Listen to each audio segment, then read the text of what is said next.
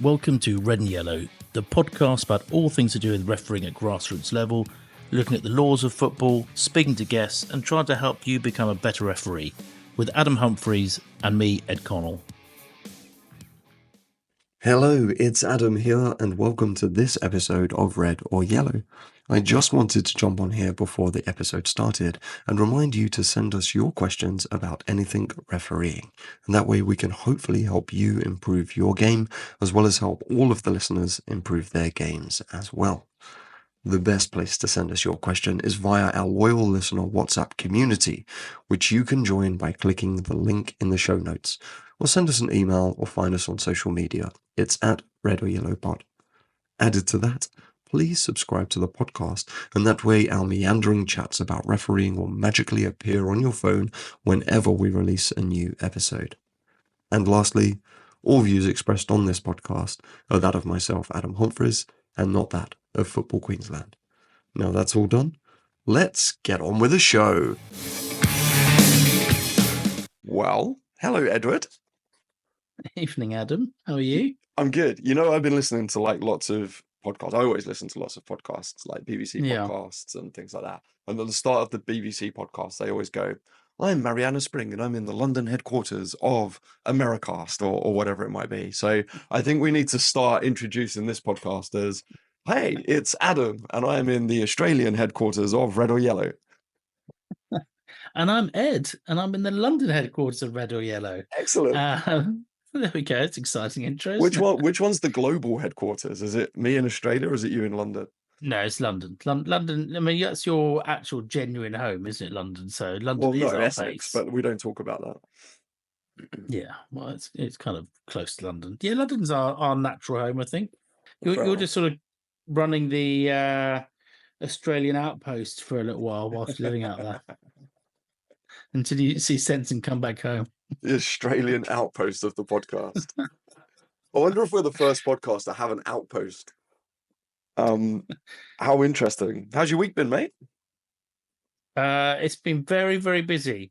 But I think the most exciting thing that's happened to me from a footballing perspective since we last spoke was when I sort of inadvertently became part of the sort of medal presentation party at the Community Shield. Of course, you need to tell us about this. How did you end up giving out? Are you basically the king's proxy now? Well, it was a bit bizarre, but so Alex Baker, who we congratulated on the last podcast because he's been appointed as a director of the FA. The FA has sort of 10 directors, and his first the first game at Wembley after he'd become a director was a Community Shield, and he invited me to come along as his guest, which was lovely. And I knew that he sat in the raw box because he sort of told me before he sits in the raw box, but he hadn't even appreciated himself that now he's a director, he would be on the front row of the raw box.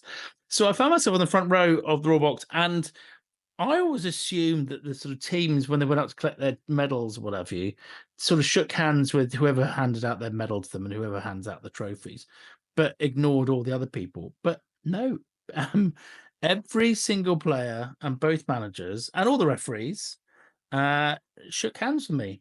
I think the main question everyone is wanting to know now about this is how moist were the players?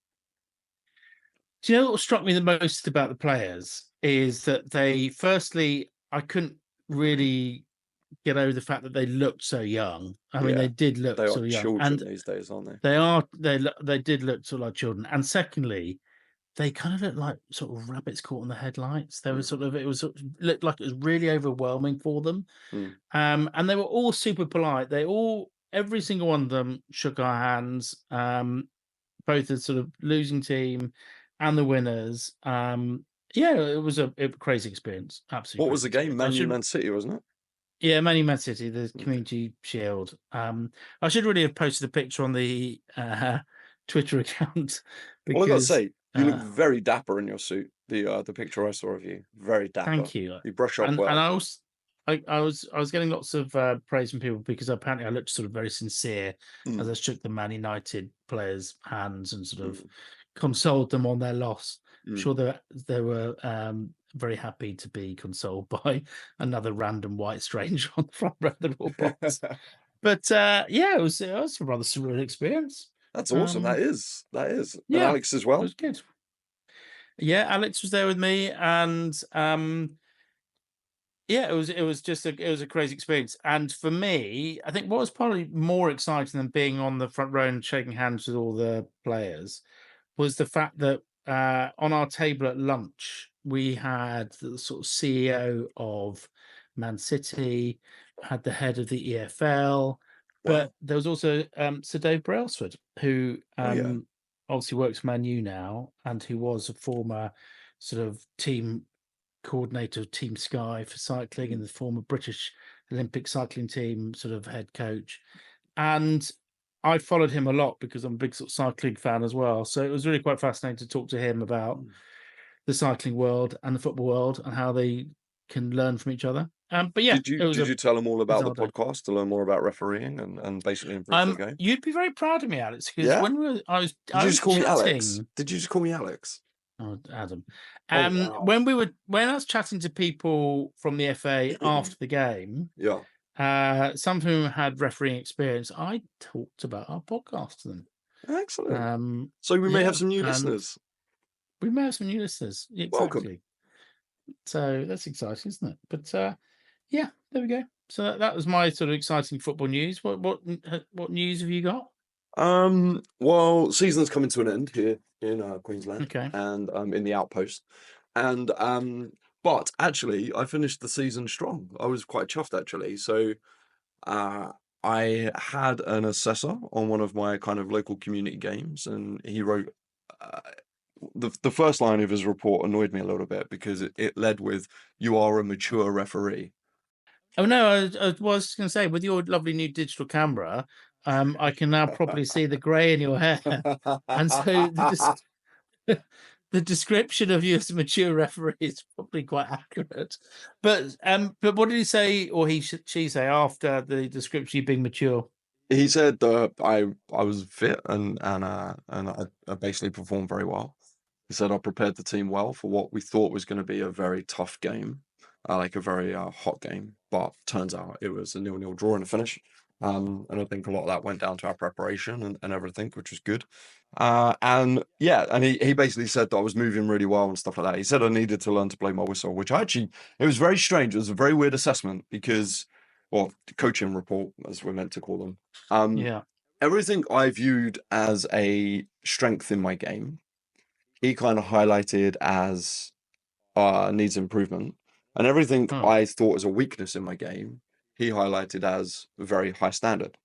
So it's very weird Give us how different eyes have an different. example as to Well, what you mean by that. No. well, I think generally my whistling technique is pretty decent, right? I think I've always thought my whistle was pretty strong. Um, I think I've got quite a good understanding of the sound that it exports, and big blow, short blow, sharp blow, soft blow, kind of like basically creating a different symphony or Yeah. a different tone with your whistle for whatever the occasion calls for. I wonder if it sounded similar throughout the game because the game itself didn't have much jeopardy in it in the finish, and so I didn't need a strong whistle very often. So generally my whistle is strong, and maybe I just never got a chance to explore the higher strength of it. So he thought that what I see as a kind of general normal sort of whistle tone is generally stronger than other people's, and maybe I've only just thought of this, but maybe that's the point, right? Like he's like, well, the thing is, if someone who doesn't know you as a referee or someone who's never seen you as a referee before, if your tone is generally strong all the time, but you can make it stronger, but you never get a chance to make it stronger, maybe everyone else is thinking you're just being a bit too officious. It's a really good point, actually.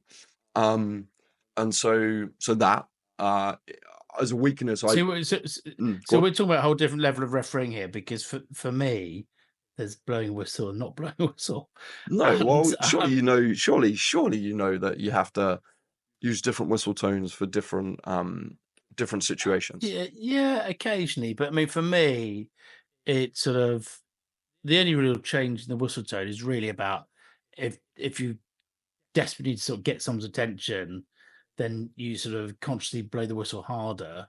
But I mean, that for me is kind of the only real difference between Oh normal no, whistle no, tone no, and no. You can.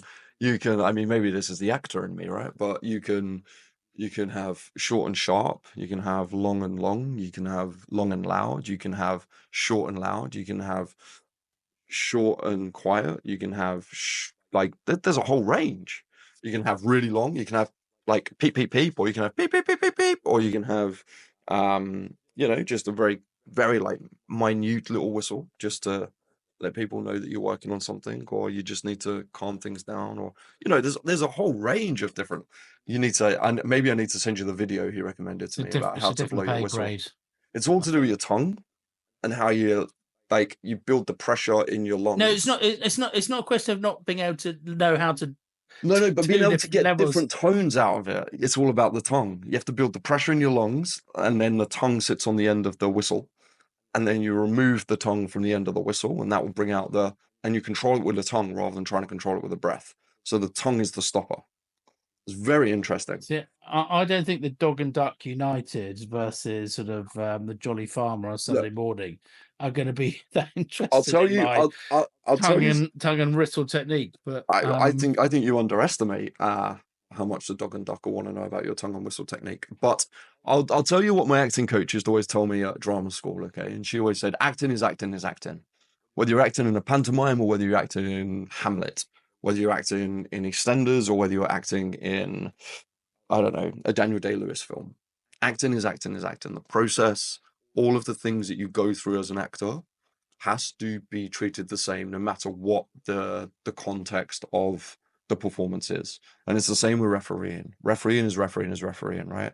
You want to apply all of the things that like I've only ever taken the approach of every game I step into is basically me trying to referee a Premier League match. Because then that I know that brings out a much higher level of performance from me. And I know that that performance is what's going to gain the respect of the players around me. So by doing that, I like, I'm not just because it's dog and duck versus, I don't know, the King's Head. I'm still going to go in and give them the most professional account of myself. And part of that is knowing how to blow your whistle. oh, there we go. What other sort of feedback did you get then in Um, terms of? that was kind of it, really. Yeah, he just said you moved really well. You briefed your team well. You worked really well with your team. Controlled the game very well. There really wasn't much in it. Another thing that I saw as an advantage was advantage, like my ability to play advantage. And I think I played two or three pretty good ones, but he called me up on them, and I think the point was that I didn't wait long enough before I pulled it back. I think was his point. I think he was like, you played advantage and then you pulled it back immediately. But I'm like, yeah, but they lost possession. So I think maybe we just got a slightly different read on the length of time there. And I think that might come down to,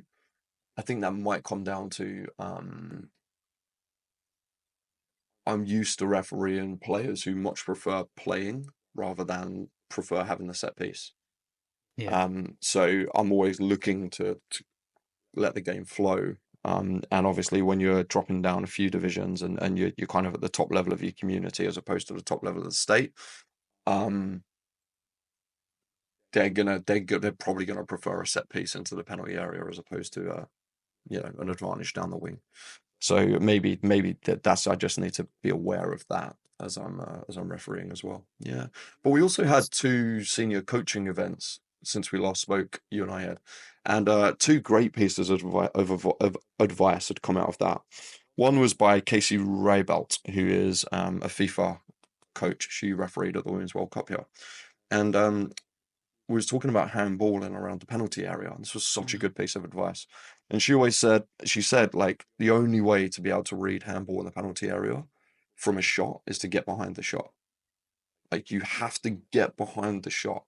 So when you're in and around the penalty area, I'm always a bit wary of kind of encroaching into the penalty area because you don't want to get in the way. But when you approach a penalty area with the mindset of I need to be behind the shot at all times, like, and you don't know when the shot's coming, it makes your movement, one, you're never going to be in the way because you're always looking to try and get behind the shot. And two, it means you'd be able to read handball, and it means you're naturally out of the way in the penalty area, but it also means that you're definitely in a credible position for any decision you've got to give because you're moving like laterally so much with the ball. And it added about 1.5 kilometers onto my game because off the back of my assessment, I got an FQPL1 game, which was the level I was pretty much refereeing last year before I got injured. And so I applied it in that, and that was a really good piece of advice. The only thing I'd say about that is I noticed that referees in the Premier League, certainly I get the impression that they're trying to do that, but I think there's been a change in the way football's played. So I think sort of, 10 years ago, if a team was attacking, you would expect that the team would keep attacking and would result in a shot. But it doesn't work like that anymore. And teams Mm, sort of recycle the ball and they're yeah. very keen to sort of play it back again. And I've Mm, noticed quite a lot of the time that you get a referee kind of like behind the ball in the way you described. And then I always sometimes feel that they're kind of getting in the way quite a bit, potentially, because potentially they seem a bit too um close to play. But yeah, I mean, normally if you're in and around the penalty area, the ball's going laterally. The only time it would be recycled backwards would be normally from a wing position. Um, yeah, but you'd be surprised though. I think mm, if you watch some games this weekend on the TV and just watch how frequently a team who are in an attacking position on the edge of the box will recycle the ball mm, and go back, it's quite common. yeah, And okay, you see the referee quite a lot of the time, sort of having to almost just kind of backpedal. getting in the way. Yeah, okay, Yeah. yeah. I don't know. Um. It was interesting to me, and it seemed to work well for me. So I enjoyed that. What was the second point that Oh, it the was coaching so we point? had Alireza doing because we're hitting kind of the semi-finals and finals period here now in Queensland. So here in Queensland, we it's not whoever wins the league wins the league. It's you win the Yeah, league, and yeah, that's called a minor championship, and then you go on and into a final series. yeah. Which yeah is very bizarre to me, but you know it gives us a few extra games and gives us different kind of games to learn to manage, which is always important. And and yeah, so we got Alireza in, who is also a FIFA referee. He's been around for years and years and years. Alireza Faghani, I think his second name is. I'm not sure if the pronunciation's correct there. And he was doing a whole kind of thing on like game management and man management and player management and everything else. And he one of the points he said that I think is such a good thing to remember is never leave a player angry. So like if you're dealing with a situation, you never, ever, ever want to leave a player angry, either with your decision or with the outcome of a decision or something like that. Like you've always got to work to smooth things over. And I thought that was such a That it good, sharp piece of advice. it is, but I mean that is easier said than done. I mean, Of course it there's a is. lot of players that are left sort of quite angry with the way you've dealt with the situation, Yep. and yeah, I mean that does happen quite a bit, and I'm not sure You're it right. necessarily appease everybody. You're right. But you would be surprised how and you know what? I think the other important thing to tack onto that is it's not always leave them angry, like it's not always immediately in that moment, you know. Like it could be after the next phase of play, just go and smooth things over again. Yeah, Um, but you would be surprised if you like I find players get very angry when they feel like you're not being genuine and honest as a referee or transparent as a referee. But if you sit there and you go, mate, like, I may well have got it wrong, but it's done now.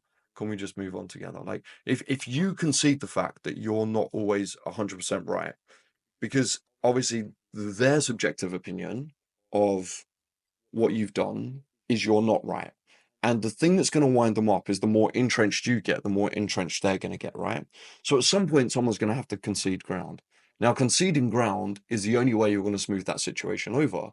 And conceding ground doesn't diminish your authority. It just means that you're human. In fact, in the eyes of that player, that's going to increase your authority because you're actually willing to meet him at a level that he wants to be met at or she wants to be met at. And look, I'm not saying it's a perfect solution every single time, but it's definitely a good idea. There's definitely been situations in my career where I know full well that I I know my player management skills is very good, and I do think like that resonated with me because that's something I nearly always subconsciously have tried to do is not leave people angry on the pitch, because I've done that before and I know the consequences of that in the next tackle, in the next phase of play. So it rung true for me, and I think, it might not always be possible, but if it's something you're constantly working towards, that's only going to have a net positive effect on your player management in a game and your match control. So that's interesting. It leads on to, I don't know whether you follow, Adam, the company called A&H International, I do, who are yes. sort of referee sort of kit and Mm. accessory suppliers. But on their social media account this week, they had a poll which they did on I think their Insta story. And the question was this: it said, which of these as a referee do you find the most challenging? Okay. And the choices were making split second or quick decisions, Mm-hmm. managing player behavior, Mm-hmm. crowd pressure, or other. So those are the four options. What would be your answer be to that question? And I'll tell you then what mine was. Making quick decisions, player Managing management. player behavior, Yeah. crowd pressure, or other. For me, Yeah. I'd say for me, the thing I find most difficult is not quick decisions, it's consequential decisions. So other. How do you mean But by consequential decisions? like, is it a penalty? Is it a red card?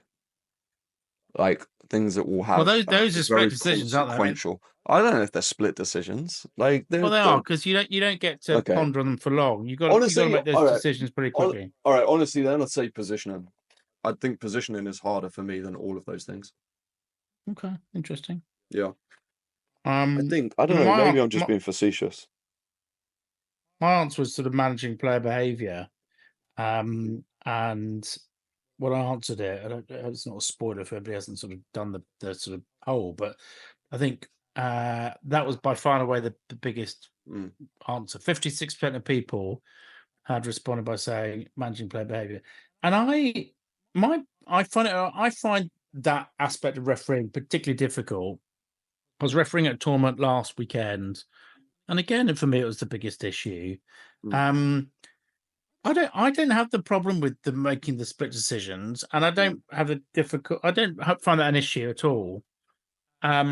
And I don't mind. I've got no difficulty with the fact that sometimes you might make the wrong decision. I can live with that quite easily.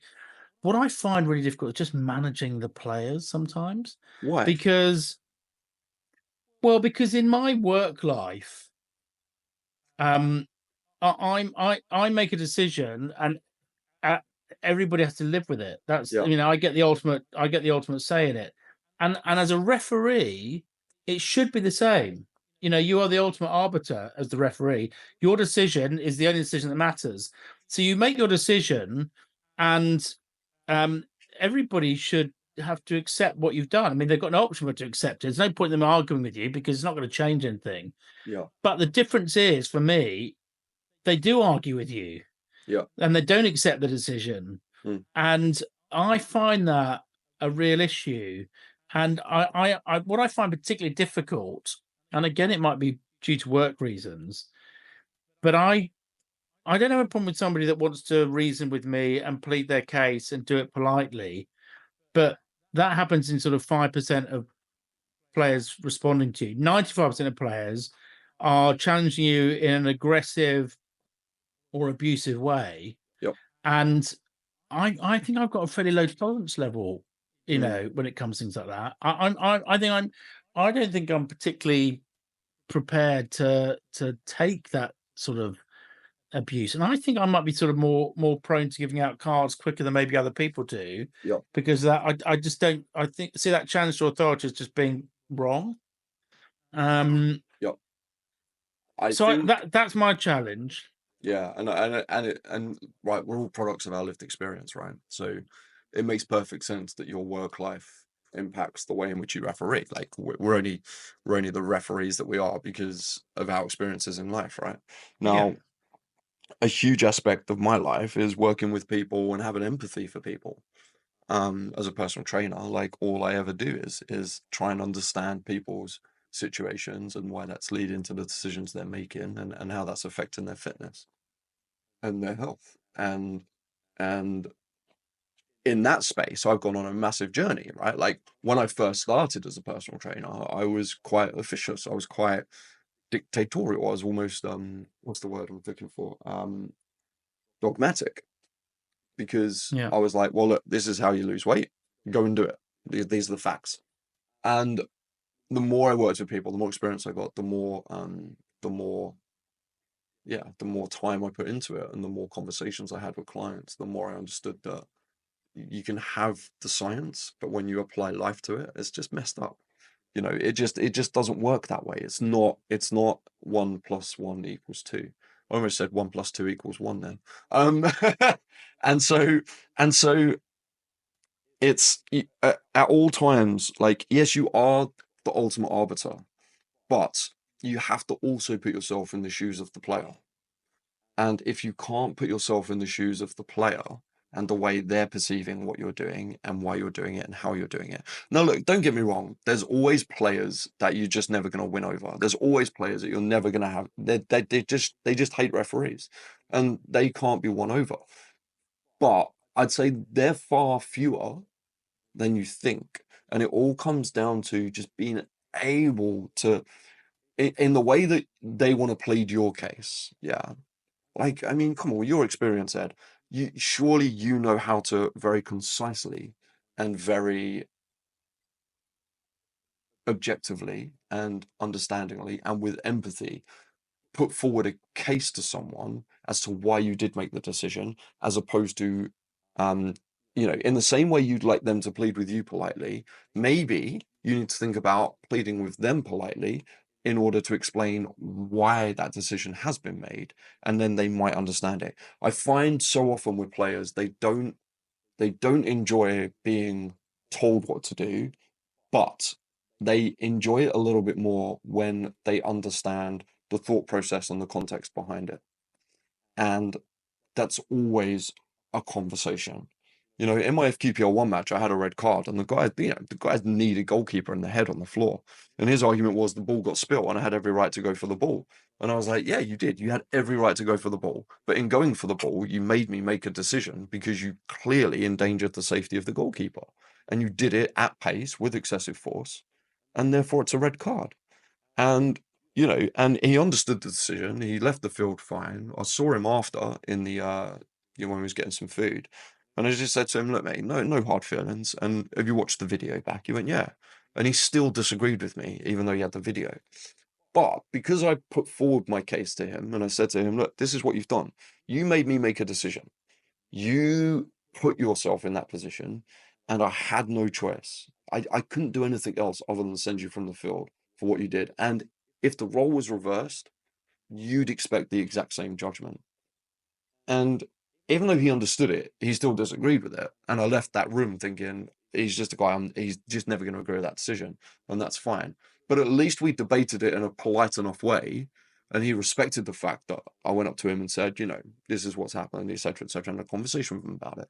I know it's off the pitch, but hopefully by doing that, I've maybe made him think twice again when he comes across another referee. Maybe not. He may just be a guy who doesn't like referees. But it's much easier to do that off the pitch in the sort of calm Yes, you're after right. the game's finished. It's not so easy in the sort of heat of the moment when players just can't shut their mouths. And But why not? I have a real well, because listen, if you had to try and pacify with explanations and appease every controversial decision that you took on the pitch, You you'd take never forever. finish the game. You're right. So you just can't do that. And You're so right. there has to be a balance struck, and you have to be able to make a decision, and you have to make sure the team understands that that's the decision's been taken. The You're right. decision's not going to change, You're right. and the But debate. There's no point having debate on the pitch because as a referee, you don't change your mind about things. no, no, You no, no, don't go, no. "Oh, thank you for telling me your point of view. Actually, I didn't take that fact into account. I'm not going to get the free kick anymore." I mean, it just You're right. Sorry to cut you off. You're right in the sense that you don't change your mind. You don't change the decision. But what is wrong with saying to a player, "Thanks for your point of view. I get it. I'll look out for that next time. You missed out on oh this yeah, one, but I'll look out for that next I time." agree with that. I don't have a problem with Hmm. that at all. And But I do understand. Like, you don't want to do it on every decision. Absolutely right. But if you did it for one or two, you'd be amazed how like that dissipates for 4, 5, 6, 7, 8, 9. You'd be amazed how if you show approachability and if you show understanding and if you show at the right moment and you pick the right moment in which to do that with a player, and it also has to be the right player, you'd be amazed how the rest of the team just drop because they all suddenly respect you for that one incident. And so it gives you time in lieu, like as the game goes on. It's not, a little quick free kick on the edge of a defensive penalty area. You don't need to, right? But when it's that big one and it results in an attacking goal kick or an attacking free kick or something, maybe taking out 30 seconds to just chat. Or if you do have a very aggrieved player, if I've got a really aggrieved player, I am going to isolate him and I'm going to talk to him about it. And I'll have that conversation for as long as I need to let him know that I'm in charge and I'm not going to accept him talking to me like that and nothing is going to change. And how sometimes when much you do that also can allow your decisions to last longer next time. But how much latitude are you given to players in those circumstances who, in the heat of the moment, are sort of being verbally abusive? I mean, I find that a real issue because, you know, I don't want, no one wants to give cards out, but Mm, sometimes in the heat of the moment, players just can't shut up, mm. and you sort of warn them and say to them, to try and calm them down. They simply can't calm down because they're seeing red.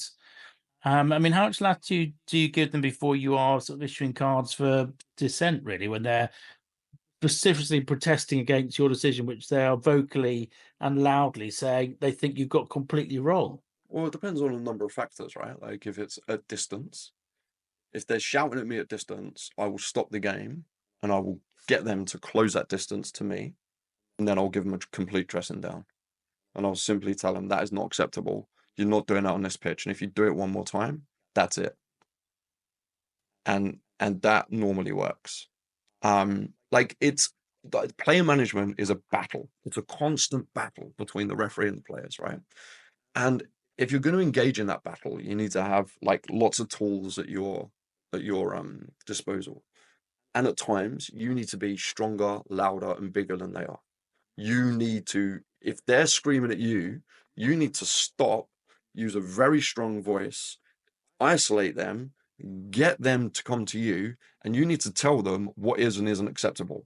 Because so many times, especially the level you're refereeing at, referees would never do that with them. Referees would just sit there and take them, or then just give out a card because they're PO'd and on off they go. They probably don't come across referees who can referee with a smile, who can referee with a very strong hand, who can referee in a very fun way and have a decent conversation with them. Like they want to know that you're the kind of guy who they can have a drink with in the bar after with no hard feelings. They just want to know that you're the kind of guy who can keep them safe on the pitch, but also have a drink with them in the pub after. And you have to at all times try and strike that balance. You're almost a parent to them sometimes. And I know it sounds ridiculous, but that is your role. And no player likes a referee who is just one note the whole time. Like, and I have all these theories. I don't get it right all of the time. I'm not perfect. I'll go into games and I have players who just hate me, and we do, and that's just part of football. But majoritarily, players generally walk away thinking, you know what, he seems like a fair enough bloke. He explained himself when he needed to. He didn't when he couldn't, and he basically executed everything he said he was going to execute when he briefed us. And that's kind of all you're after, really. Okay. Couple of things I was going to raise this week after just things that have sort of cropped up. There was quite a lot of debate this week on social media for referees about the stance you take in respect of players wearing jewelry. Mm, Um, and it is a constant problem, The debate on Twitter this evening was amongst the sort of referee forum that I was on about what do you do with a young player who's maybe 13, who's got one of these sort of string bracelets that a lot of the sort of kids have. mm. What is your attitude towards that? And I was just sort of intrigued as to what your view was. It was, I'd say most answers to the debate on Twitter were consistent in what they were saying, but that it wasn't unanimous. So thoughts on jury, Adam? Oh, there's jewelry and there's jewelry, right? I mean, the law says you can't have it full stop. And so that's Correct. the starting point. Um, the only jewelry you are allowed is medical bracelets. But even that has to be taped down. So Yeah. if I've got a 13-year-old who's got a fairly tight string bracelet to their wrist, I might tell them to tape it up. I wouldn't allow earrings, full stop. Yeah. And again, it all comes down to levels of football, right? It all comes down to, under 13s, Billericay League, Hannikin's Farm. Like, no one's, no one's gonna come at you if the reason we don't allow bracelets is in case a finger gets caught in it and it gets twisted and you break a finger, right? The chances of that happening are so slim, and no They're one's gonna. slim, And yeah, but I know. it's as the response on Twitter was saying this evening. They everybody witnessed something or other happening with Of even the course. sort of minimal amount of jewelry. I mean, one thing that came up was, and this happens a lot. Somebody says, "Oh, I've just had my ear pierced, so I can't take the stud out. It's got to stay in." I mean, what's your reaction then? I mean, I appreciate it may differ in terms of levels of football, No, but it shouldn't differ in terms of levels of football, it but it shouldn't. I agree. can if you need it to, right? And like you always have spirit of game, right? Although I would say don't lean too much into spirit of the game when the law is very much Yeah, obvious well, it's and pretty clear. clear. And if the law is very clear, you can't use spirit of the game to get out of it. Spirit of the game is there for when the law isn't clear.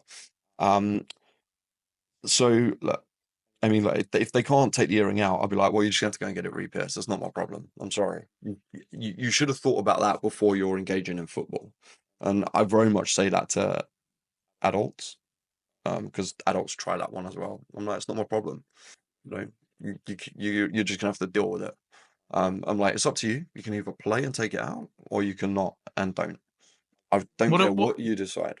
What about the situation with the guy saying, I haven't been able to take my wedding ring off in 7 years. So what do you say then? Like, I've been in that situation. Again, what can you do? Like, if we take this back to our last conversation, right, about player management, and you have to know what battles to pick. Is trying to get that guy to get, and you've seen, sometimes I've seen wedding rings and they literally only, like, Yeah, you'd have to get a hacksaw to take it off the finger, I right? agree with you. I think, and it's just whether, what is the level of jeopardy if that player is in a situation where that where they can't get their wedding ring off, they're not likely to be a player who is going to cause a lot of danger by running too fast and clipping someone with their finger or something like that to cause pain. The chances, the thing you're going to be most concerned about is if they punch someone with a wedding ring on, right? But then they're punching him anyway. So is the wedding ring going to make that much of a difference? So what is interesting is the vast majority of responses to this sort of debate on Twitter were quite interestingly, well, the laws of the game are simple. Yeah, and they are. They're No clear. jewelry, Yep. and it was quite fascinating for me. I thought quite opening how many referees were saying, "I don't care. It's not my problem. That's the law. Yeah. You have jewelry. You've got an earring, got a nose ring, got a wedding ring. You don't play." And there were a lot of people reporting sort of horror stories about people wearing rings on the pitch and having their fingers sheathed and all that. I mean, Yep. and so I appreciate the risk of things happening are minimal, But but possible. they happen, Yep. and they happen. You'll suffer the consequences for them because someone will turn and say, "Well, referee said it was okay. I just had to put a plaster over it or Yep. something." No. But it was I found the debate interesting because I do think it is I don't think it is black and white. I mean, I know the law is black and white, but as you say, I think it depends on the level. There might be some games where if you took that very strict approach, you'd have sort of 7 players on each Exactly. team. Exactly. And Um, at all times as referees, I think we want to try and make sure that we're facilitating a game and making sure we're facilitating a safe game. yeah. If and you could say to the players, look, if at some point I think it's causing a problem, you may not be able to continue in the match. That's one option out of it, right? Look, officially, the law says no jewelry, no jewelry. If you Yeah. want to have that battle and you want to take that approach, that is completely within your rights. If you want to find,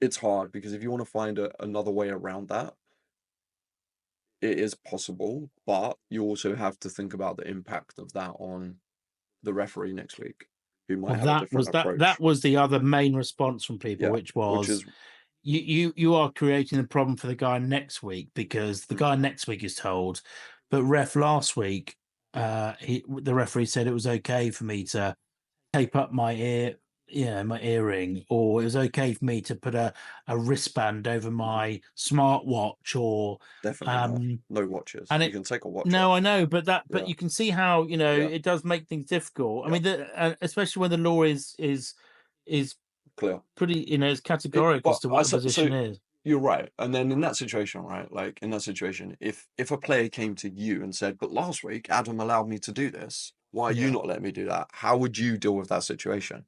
Because that's just as an important conversation. Because we can't deal with what the guy did last week. You can only deal with the person you're Oh, presented with right now. I'm not the least bit bothered by what someone's done in the previous week. I mean, Yeah. that's not going to affect my decision making No. process.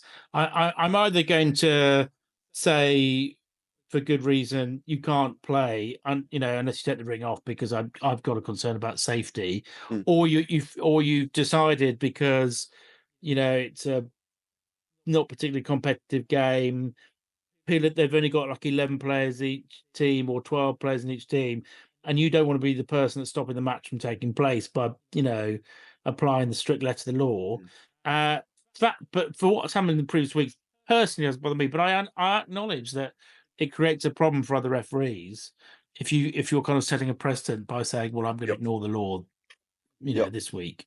And I also um think, but like, if someone said that to me, "Oh, Ed last week let me do it," I'd be like, "Okay, was the referee last week me?" And they'll go, "Well, no." I go, yeah, "Okay, right. Well, there absolutely, we go. yeah, So it wasn't me. I can't speak for that referee, and we therefore need to just figure out the rest of it from there." yeah. Um, yeah, I get that. Like, it's never nothing in football is that black and white, you know. So, but the other thing as well is like, if you have a concern, it depends how thorough your inspection of the players is.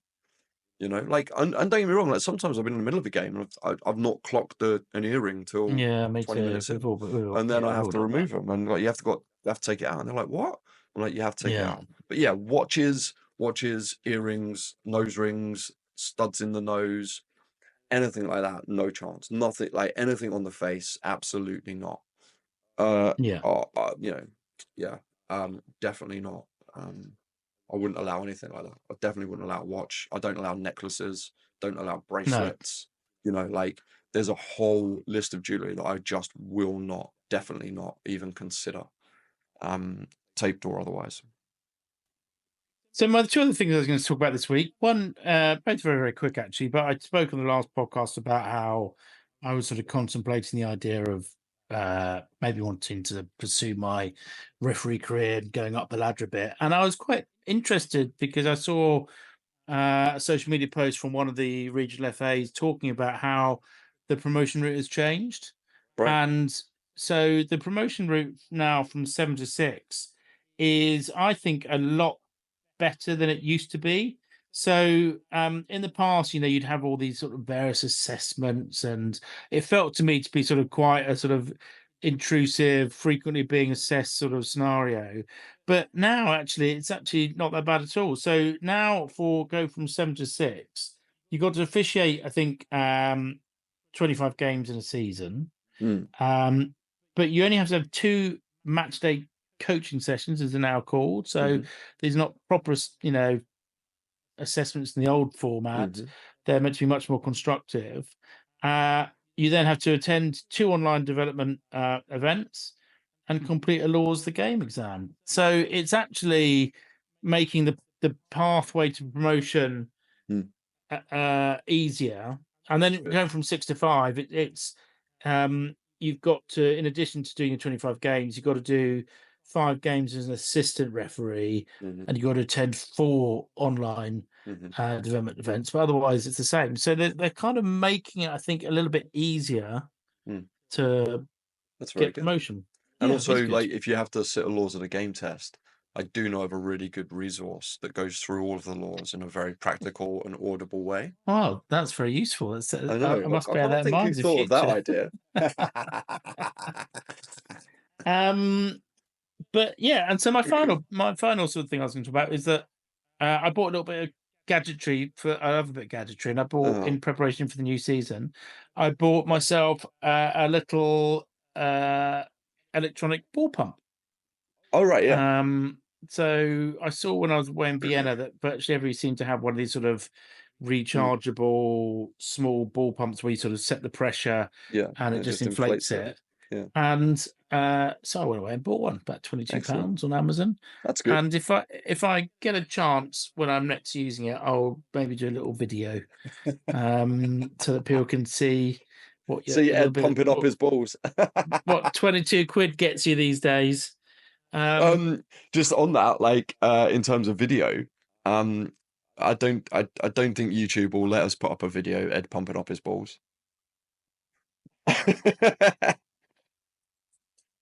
This is football we're talking about. I'm not sure what's happened to your deviant mind, Adam, but we're talking about football. No, but we're going video, aren't we?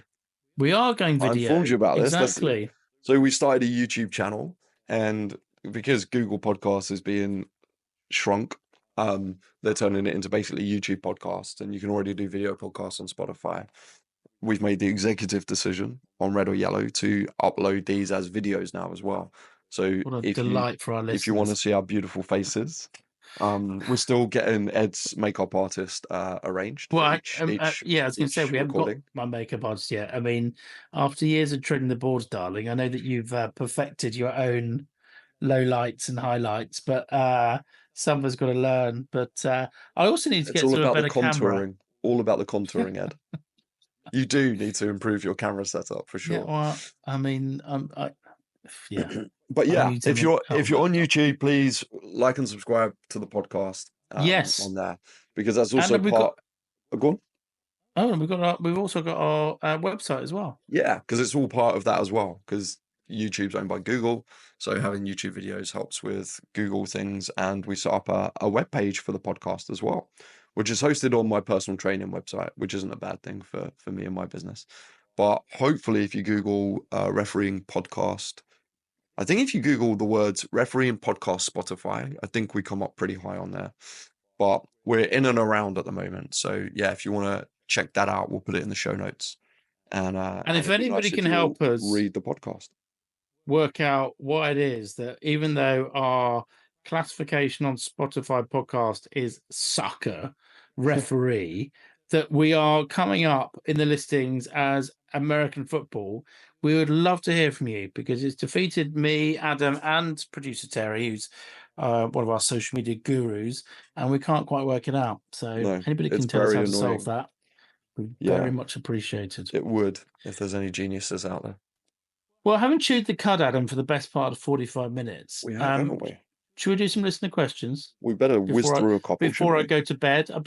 I was picking my sister up from the airport at 5:30 this morning, and I am on duty tomorrow, Mm, work-wise. So mm. I'm going to have another night of about 5 or 6 hours sleep. So let's do some listener questions. Well, What have you got? firstly, on behalf of the listeners, Ed, we are all very, very, very grateful for your commitment. You're welcome. I'm keeping the country safe, Adam, but I appreciate your thanks. So, Craig Roberts. Now, have you watched The Rookie on Netflix? No. Mate, If you ever thought about living in LA, don't watch it, because honestly, you're gonna think you're gonna get shot every single day. Although they're terrible shots on that program as well. I've got a lot of criticisms about it, but I actually do quite enjoy watching it. But that's for another podcast, another day. So a while back, Hold on. Why have you suddenly mentioned the Rookie? because you're talking about keeping people safe, keeping the country safe. Yeah. Okay. All right. That Civic duty yeah. and everything, and they're police Okay. officers on The Rookie. Did I not make that clear? It's a police No. cop show, right? So No. well, that makes sense, right? There we go. I thought it was like a sporting program. So No, that's given. the No, that would have been reference more by apt you to the podcast, right? was random. Yes. Anyway, listener questions. I've just First given listener everyone question. such an insight into my brain. I'm so sorry about that. So Craig Roberts said a fair while back, Adam, when is next podcast going ahead? Are you going to talk about preseason fitness? So obviously the preseason has come and gone for Europe, and you're now in the season. But obviously it will be coming around here in Queensland in a matter of months, interestingly. So preseason fitness. I think I've written off about preseason fitness. I have, haven't I? You Basically, did, but it was a sort of for a it was too highbrow for sort you, of wasn't it? yeah. No, it Yeah. wasn't too highbrow. It was just it was aimed at people who have to take the fitness test, and so it was much more intense than I think is the case for sort of a grassroots referee. Yeah. I personally don't think. Well, I think the one you did, which if it's not on our socials, we should put it up there, and we should put it on the website or the link to it so people can have a look at it. I don't think it's too late, even though the season is sort of a week or two in the UK, to think about preseason fitness. I mean, I've come a bit late to it because I kind of took a bit of a break after Vienna, but I'm obviously trying to do more refereeing the season, and so I have consciously sort of made a more of an effort than I would do normally in advance of the season beginning, to sort of up my cardio and to be doing sort of more running, to be doing sort of sprinting exercises, so that sort of in terms of like muscles, you're sort of ready for the season beginning, because I think you are quite prone at the beginning of the season to sort of getting injuries if you haven't been doing much over the summer months. Yeah. But I mean, what else can people be doing, Adam, for those of us who are just starting? Look, if I was to distill what we need to do as a referee on the pitch into a kind of running program for referees to kind of get their cardio up and to make them feel capable on the pitch, it's a form of running called jeffing, and it's named after the guy who invented it. And did you ever watch Sharp, the ITV show Sharp with Sean Bean? No, with Sean Bean. No, I didn't Yeah. know. In that they do jeffing. And basically it's I love that TV show. It was such a good TV show. I had the box set, it was great. I loved it. In that it's basically jogging, sprinting, jogging, walking, sprinting, jogging, walking, sprinting, and you can do it on any kind of basis you want. So like if you're running in like where you live at sort of in the middle of London, you could be like, every time I see a dog, when I see a dog, I'm going to sprint until I see another dog, and then I'm going to go back to my jog. Or you can do lamppost to lamppost. So I'm going to jog to a lamppost, then I'm going to sprint to a lamppost, then I'm going to jog to the next two lampposts, and then I'm going to sprint again. And you basically just make up a game for yourself based on your urban surroundings. Mixing in sprinting, jogging. And then the other thing I'd add on to that would be an element of, now you have to go and do that for 5 kilometers, or make it a 5K run as well. And you'd be amazed how because you're giving yourself the natural rest off that a sprint in terms of a walk or in terms of the jog, it doesn't feel as intense as kind of having to run steady state, but it's much more adaptable, and it's much more relevant to being a referee. With the stop, the walk, the having to sprint from a walk and all of that. And it will just work on all of those different muscle fibers in a really good way. And you can also put in so much progressive overload into it and progression into it as well. So as you do it once, as you do it twice, as you keep going, you can increase the amount of sprint intervals you do. And if you want, you can keep a track of how many sprint intervals you did in that first 5K, and then just see if you can add another 5 in the next 5K, and then another 5 in the next 5K. And like, it's within a format of running. It gives you an entire world of play, which is really important because one of the reasons I became a referee was because I wanted to get fit, but I hated running and there was no way I was going to go for a jog. So, and one thing that I love about refereeing is I'm chasing a ball. Like I have something to do whilst I'm running. There's an element of play, and that's really important. And you enjoy it more. So you can put that into this style of running called jeffing, and you can just work on it in your own time, in your own way. And there's not a huge amount of pressure. There's no right or wrong to it. There's no you have to get the 5K done in this time. And and you have two real tangible variables: the variable of how long it takes you to cover that distance, and the variable of how many sprint intervals am I putting into each 5K I'm doing. Um, and you'll get a positive output from that.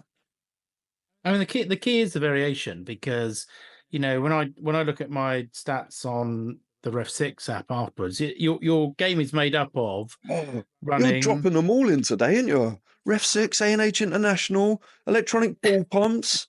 You better plug us, mate. Well, I mean, I'm waiting for these gifts to start arriving on my doorstep to thank me for all the plugs. I mean, I've mentioned Ref6 loads of times, Mm, but yeah, no, you get your stats, and it's basically sort of made up of running, jogging, and sprinting because that is the three elements really of the physicality of reffing. yeah. And I think the problem is if you don't prepare for that, even if your season started, you should be still working on that Mm, because that I think is when you're kind of most prone to injury. Because it's fine, mm, you might be fine doing a park run on a Saturday morning doing 5K, but when you go from that variation of sort of just walking or jogging to breaking into a sprint, as we have to do when we're reffing, mm, you need to make your body prepared for that. And yeah. so I would say that's the key, really. I don't. I mean, if you had to sort of give a single thing to prepare for the season in terms of grassroots refereeing, that would be it. It'd be introducing the variation I'd into also your movement. I'd also add in flexibility. Like a lot of problems come from lack of thoracic flexibility and back Yeah, flexibility. And so there's on the posts on my blog posts I've done about referee fitness, there's a lot of hip stretches in there, and there's a lot of rotational spine yeah. stretches, and they're really Which, important as well. Like which is open book interesting. stretches, world's greatest stretches, all of those things to build that flexibility into the back because you're going to be twisting before Yeah. you go for a sprint, and it's really important that you get that in as well because there's nothing worse than refereeing with a tight back. Well, I for the first time ever, I've never ever had any back problems, but after Vienna and two sort of very intensive long days of Mm, reffing, I've I started experiencing back pain for the first time. And I went to see an Austria this week, and yeah, those are the stretches given me to mhm. sort of to get the movement back into my back. If Really. only you'd read a blog on referee fitness before you went and did that. Well, unfortunately, it wasn't a grassroots level, so it wasn't applicable to me. And But despite me having implored you on multiple occasions to produce a version, dumbed down version for us grassroots people, it still hasn't happened. But oh yeah, wow, there wow, we go. wow. Just something Okay. to bear in mind for the future. I don't hold you personally responsible for my back injury, Adam. I'll tell you what, I'll But tell you a funny story. When like I retired for a few years and then I came back and I refereed, and the first game I did, I only ran a line. And I remember getting in the car after and talking to mum. I called mum on the way home. And she was like, "How'd you go? How'd you feel?" I was like, "My back is so sore from the twisting of running the line. Like I can't believe I'd lost that flexibility in my back. And honestly, I could barely turn to like look to drive. It was crazy. well, So it's yeah, it's really interesting important. because obviously I was running the line as well Mm, in Vienna, and I don't normally do that. Obviously, in my normal sort of reffing life, and yeah, that probably played a part. Actually, mm, I mean, I was probably running the line as much as I was being in the center. So mm, anyway, I'm yeah. I'm doing my exercises to try and sort my back out. And I would honestly, I'd probably put maybe slightly more of a weighting on the importance of flexibility, back, spine, hip flexibility, Yeah, for grassroots referees than I would necessarily cardio ability. Your cardio is going to build generally through the season as you do Yeah. games, and it will adapt pretty well. You can almost use your games as training for your cardio as well. But the one thing that you really do need to train and build in a regular intervals into your body is that flexibility. Right, well, we're going to get your link up on our socials, Adam, For so sure. that people can have a look at that. Next listener question. Dave said, morning stroke afternoon. This season, I will be using the use of comms headsets along with completing AR pre-game talks. So he's clearly just got to a level where he's now going to be using assistant Yeah. referees, which is awesome. Can you do a podcast on the topic of pre-game chats with neutral assistant referees and the best way to communicate throughout the game? Thanks, pal. Thanks, Dave. What a great question. Yeah. Big question, big topic. So have you remind me, did you use comms? No, you listened in on comms, didn't you? I listened in on comms, but I Yeah. listened into the briefing before the game. Yeah. And it was interesting because the key point that Ryan was trying to get across to people is that there's a tendency when you start using comms for the first time that because you're communicating orally, you forget about communicating through the normal method, which is the use of your flag. Yep. And so he was sort of instilling in everybody, that was the sort of key thing, is instilling in everybody was, you need to remember that it's not just speaking, you've got to sort of, demonstrate with your flag as well. And I'm trying to think what other sort of words of advice he gave. Really, it was fascinating listening into it, and I kind of don't understand really why comms aren't sort of encouraged to be used at sort of other levels if people wanted to use them. Because they stop people from doing the basics well. Okay. Like it's like anything. You need to learn to referee before you then start playing around with more intelligent things. Like if you haven't got the foundation, comms will send you into all kinds of problems and tie you into all kinds of knots. You have to have the foundation. I kind of get that it's a skill you need to learn. All right. I understand that it brings in an additional level of complication, which you wouldn't want to sort of bring into someone who's a sort of fairly low level ref because they've already got enough on their mind already. Well, they're incredibly distracting, yeah. But in other ways, I thought it was really constructive because when I was listening in, listening to people talking through why they're doing what they're doing, the decision making behind things, and what they're looking for. The ref sort of saying, "Keep an eye on him," or But it's I only thought it was really instructive. It's only constructive and instructive if you're with someone who knows how to use them. Yeah, no, I'm sure. Yeah. So, and that's the thing. Like, directly in answer to Dave's question, things I say to people who, for the first time, they're using comms. One of the most important things I tell them is, one, if you feel like you're switching off, talk to me. Just talk to me. Just talk crap to me. I don't care. Like, I use it for a way of encouraging my team and building teamwork amongst my team. Another thing I'll say is I don't need you to tell me whether a player is onside. Yeah, a massive habit from an assistant referee is, oh, he's onside, he's onside, he's onside. And in the melee of a game, and like the channels aren't great, right? It's not like noise cancelling headphones. It's not clear sound. All you hear is side. And so then you're ready to go for an offside. And, if you're a bit trigger happy and you haven't, and, because you've got the comms, you're probably going to forget sometimes to check to see whether the flag's gone up for the offside. And then, you're going to blow when he's onside. So I say, I only need offside and I only need you to give me through the mic positive decisions. So if I have to make a positive decision, i.e. stop play, that's when I need you to use the words offside.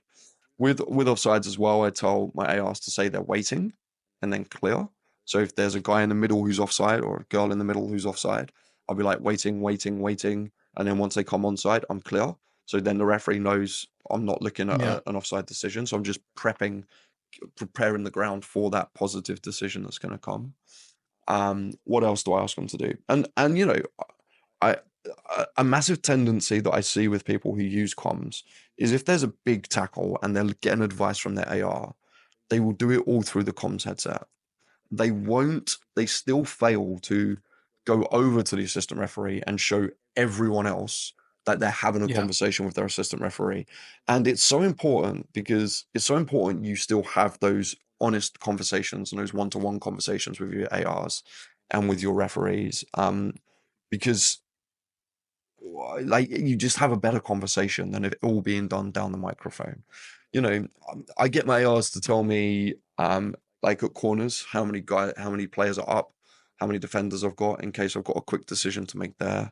I'll get them to tell me, to just check behind my back for things at set pieces, like corners and goal kicks and stuff. And then I'll also get them to try and help me predict in play. So I'll say to them, look, as we're in open play, right back's got the ball. I'll say to my AR, look, I think it's coming right wing. I think it's coming right wing. And I'll even be pointing on right wing, just so they're ready and my AR is set and ready and he knows that ball's coming. And then I'll be like, played, go, let's go.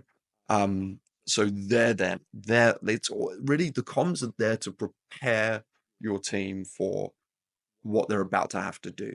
And you're just pricking up their alertness to it.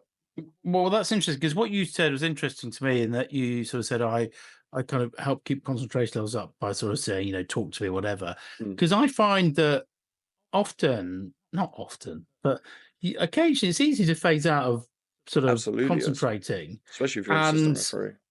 And I think that, when I was listening to the comms, because you're engaged in conversation the whole time and you're chatting about the game, I think it keeps you really focused. Whereas occasionally it can be, sort of in the middle of a sort of game and it's not much exciting's going on. I think it's quite easy sometimes to sort of zone out a bit, and which I think can be quite problematic because also then called upon to make a very quick, important decision. So I think the comms is good in that respect. As I was listening in, I kind of thought, they're all engaged. They're all on it. They're talking about the game. They're all focused, and I thought that was a real positive. But I think those are all useful tips. I think that's good. I think there's useful tips, and there's a lot more to it, but sure. they're the basic things. And if you just think about preparing the ground for a decision, you just go in. I think that's goal kick, and then when it goes out, goal kick. So you're always on the same page with your referees. And if you start there, that'll be a really good grounding for you. I don't need them to give me whether they think it's a foul and it's miles away. You still have to make sure, just because you're commsed up, you still have to make sure your ARs respect that they're only working in their area of jurisdiction as they would if you didn't have comms. Because too many cooks spoil the broth, and you don't want them putting doubt into your mind when you're about to make a strong decision. Have you got another quick listener question to squeeze in before we end? Well, we've also got about briefing to ARs as part of that last question, haven't we? So how I brief my ARs, because he said like chats with neutral ARs are the best way to communicate throughout the game. If I'm doing a pre-game chat with my AR, the main thing I'd go is I'd talk them through every single decision I have to make in a game. So I'll talk about how I want us to manage goal kicks. I'll talk about how I want us to manage corners, how I want us to manage free kicks, how I want us to manage throw-ins, how I want us to manage mass confrontations, how I want us to manage penalty kicks, how I want us to manage the kickoff. I basically take them through a chronological order of the game. So it'd be like, so as we leave this room, we're then going to go and knock out for the players. I want you to sort out their kits. I want you to check this, check that. We'll go out. We'll do a handshake, do the net check, come in for the brief, give them the brief, so they all know what the plan is there. And then I literally just go down the pitch. If it's a free kick in or out of the penalty area, I need you to tell me whether it's in or out. That's all I need from you. Offsides, they're going to be yours at all times, unless you've thrown a flag on the floor or you've fallen over. Both things, which I do every single game. I just logically go through every decision that I'm going to need their help with in a game, and I let them know my expectation for that and what I want them to insert themselves in and what I don't want them to insert themselves in.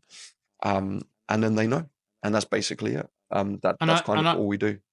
I think for grassroots levels where you're dealing with club assistants, I think I've probably said this all before, but it's pretty straightforward. I want to make sure that I've got both assistants doing the same things. There's no point in having one assistant who says, "Oh, I'm really good at the offside law," and the other one saying, "Oh, I'm not very good in it." Yep. If that's the situation, then I'd just say, right, then the offside decisions are all mine. But generally speaking, I'll say to them, look, my principal, I want to assess their competence. in an ideal world, they're doing ball in and out of play and offside decisions. But I always explain to them, if you want me to go with your offside decisions, you've got to be in line with Yep. play. And if you're not, I can't sell your decision to anybody, and I will overrule you. Yep. And I then explain to the players what I've said to the assistants in my briefing, which is, this is what I've told them is their decision. This will be my decision. And if they are going to give me offside decisions, ultimately it's my decision. You go the whistle, and I've told the assistants that if they're not in line with play, I can't go with them. So the players are alive to the fact that they shouldn't all just suddenly stop because the flag goes up. I mean, they still will, obviously, because that's what happens at grassroots level. But you discharge your responsibilities by telling everybody at the start what you're expecting from your assistant. So it's all pretty clear. And don't ever, ever give club assistants the ability, like if they're affiliated to the club, and club assistants are a different thing in Queensland, but in England, what you know is that don't ever give them the ability to call fouls and free kicks. No, never. I mean, I think that's just an absolute given that you just never give them. You never ask them to flag for fouls at all. It's just not their job. But there we go. Right. Well, we had Website. It's a slight meander. I'm It afraid was. about It was sorry good. about that. But website, YouTube. Give us Get your some questions 5-star in. reviews, please, if you can. WhatsApp Questions community. in. There's loads going on. And the WhatsApp community is thriving, by the way. It's I'm loving the awesome. WhatsApp community because there's real debate going on. And it's fun to get this sort of perspective of different people from different parts of the world refereeing at different levels. It's really, really good. So get involved if you haven't been involved already, and give us a review if you haven't done as well. But get in touch. We'd love to hear from you all. And Adam, we're going to wrap it up after, what is it? It's been a while. 80 minutes. Yeah. Yeah. Have a great Lovely week, seeing my friend. Likewise. Yeah, I'm back on the weekend. I'm going to bed now in case somebody needed to work in the morning. But lovely to catch up with you. Ciao, ciao. Have a good weekend. Take care. Ciao, ciao. Bye. Bye. Thank you so much for making it to the end of another episode of Red or Yellow. You're clearly a very fit listener. May I gently remind you to like and subscribe to this podcast in your podcast app. That way, when we release a new episode, our meandering chats will magically appear on your phone. Also, if you've enjoyed this episode, please feel free to share it with one of your friends when they ask for a podcast recommendation. Word of mouth goes a long way, and no more so than yours. Don't forget, you can get 10% off any refereeing equipment that you might need if you head to processports.com and use the code REDORYELLOW10 at checkout. Thank you so much for listening this week, and don't forget to follow us on social media. It's at RedOrYellowPod, and please feel free to send us any questions that you may have via DM, or you can email redoryellowpod@gmail.com. We cannot wait to speak to you again very, very soon. Ciao, ciao.